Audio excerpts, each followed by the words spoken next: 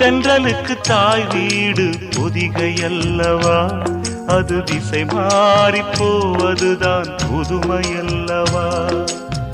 செந்தமிழின் தாய் வீடு மதுரை அல்லவா, அது தேசம் விட்டு போவதுதான் விந்தையல்லவா.